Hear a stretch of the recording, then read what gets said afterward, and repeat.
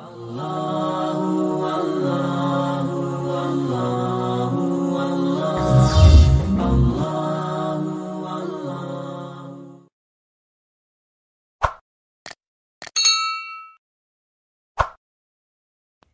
billahi minasyaitonir rajim. Bismillahirrahmanirrahim. Ya Bani Israila, he turunan Israel, aulada Yaquba tegesna turunan Yakub. Udhkuru kudu inget maraneh kabeh, nikmati kana nikmati kaula, allati anu an'amtu geus mere nikmat kaula alaikum kamaraneh kabeh. Ay ala abaikum tegesna ka pirang-pirang nenek moyang maraneh kabeh. Minal injai nyatana disalametkeun min fir'auna ti fir'aun.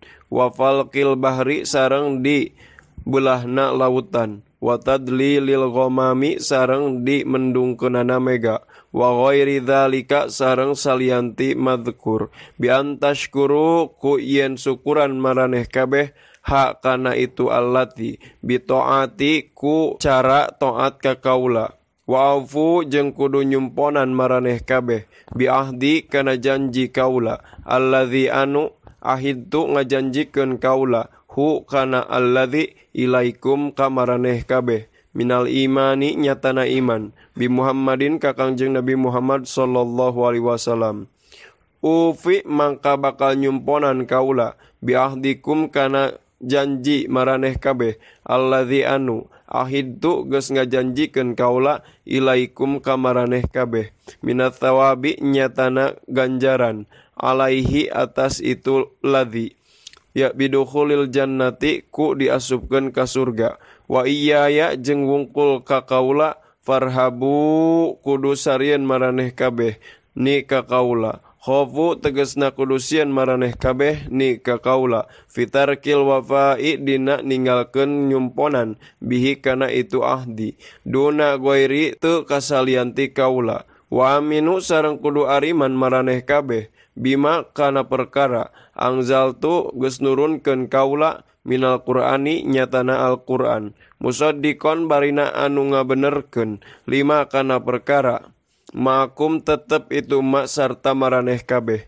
minat taurati nyatana taurat bimuwafaqatihi ku mutukanana itu ma angzaltu musaddiqo lahu kana itu ma ma'akum fit tauhidi dina tauhid wa nubuwati sareng kanabian wala takunu jeung ulah bukti maraneh kabeh awwala kafirin eta jalma nu pangheulana kafir bihi kana itu ma angzaltu min ahlil kitabi nyatana ahli kitab li anna khalfakum kana sayaktosna jalma sabada maraneh kabeh tabi'a eta bakal nuturkeun itu khalfakum lakum ka maraneh kabeh fa ithmuhum mangkari dosana man tabi'u khalfakum alaikum eta tetep madarat ka maraneh kabeh wala tastaru jeung ulah ngajual maraneh kabeh tastabdilu tegesna ulah nukerkeun maraneh kabeh bi ayati kana pirang-pirang ayat kaula allati anu fi kitabikum dina kitab maraneh kabeh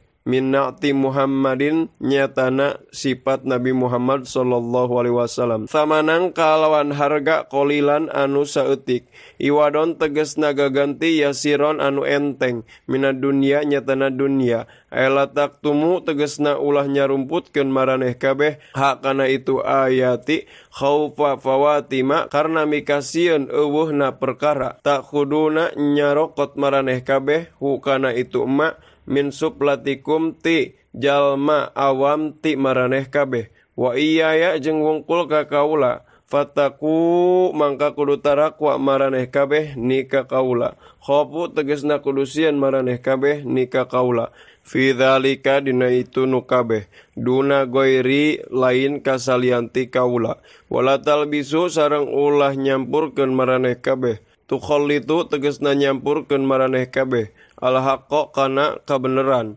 alladzi anu angzala nurunkeun Allah alaikum ka maraneh kabeh bil batili sarta kabatilan alladzi anu taftaruna jarijieun maraneh kabeh hu kana alladzi wala taktumu jeung ulah nyarumputkeun maraneh kabeh al-haqqo kana kebenaran nata Muhammadin tegesna sifat Kangjeng Nabi Muhammad sallallahu alaihi wasallam. Wa antum bari ari maraneh kabeh ta'lamuna eta arapal kabeh annahu kana sayaktosna Nabi Muhammad hakun eta anu bener. Wa aqimu sareng kudu ngaradegkeun maraneh kabeh as-sholata kana salat. Wa atu sareng kudu ngaluarkeun maraneh kabeh az-zakata kana zakat. Warka'u sareng kudu ruku maraneh kabeh marokina sarta pirang-pirang jalma anu raruku. Solu tegesna kudu salat maraneh kabeh mal musallina sarta pirang-pirang jalma nusuk salat.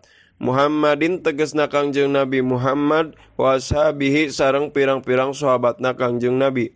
Wa nuzila sareng diturunkeun fi ulamaihim dina tingkah pirang-pirang ulamana orang Yahudi. Wa kanu jeung bukti itu ulama il Yahudi yaquluna eta ngarobrol itu ulama il Yahudi li aqrabihim ka pirang-pirang kerabatna ulama Yahudi al muslimina anu maruslim kabeh.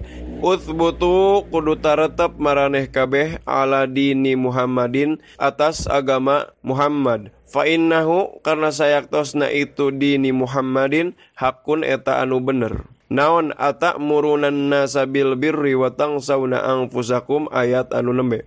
Atakmuruna naha naritah maraneh kabeh annasa ka manusa bil birri kana gawe hade bil imani ku iman bi Muhammadin ka Kangjeng Nabi Muhammad. Wa tangsawna jeung mohokeun maraneh kabeh anfusakum kana pirang-pirang diri maraneh kabeh. Tatrukuna tegesna naringalkeun maraneh kabeh hak kana itu anfusakum. Fala ta'muruna tuluy teu marentah maraneh kabeh hak kana itu anfusakum bihi kana itu iman. Wa antum bari ari maraneh kabeh tacluna eta maca maraneh kabeh al-kitaba kana kitab at-taurata tegesna Taurah. Wa fiha sareng eta tetep dina Taurah al-wa'idu ari ancaman ala mukhalafatil qauli kana nyulayaanna obrolan al-amala kana perbuatan. Afala ta'qiluna naha teu malikir maraneh kabeh naha teu berakal maraneh kabeh su'afalikum kana gorengna gawe maraneh kabeh patur ja'una mangka bakal dikembalikeun maraneh kabeh. Fajumlatun nisyani mangka ari jumlah nisyan watang sauna anfusakum mahalul istifhami eta tempatna istifham al ingkari anu bangsa ingkari kulantaran ieu teh diatapkeun kana atakmuruna maka takdirna teh wa atan sauna anfusakum tah istifhamna teh mana istifham ingkari ngingkaran lain istifham nu biasa.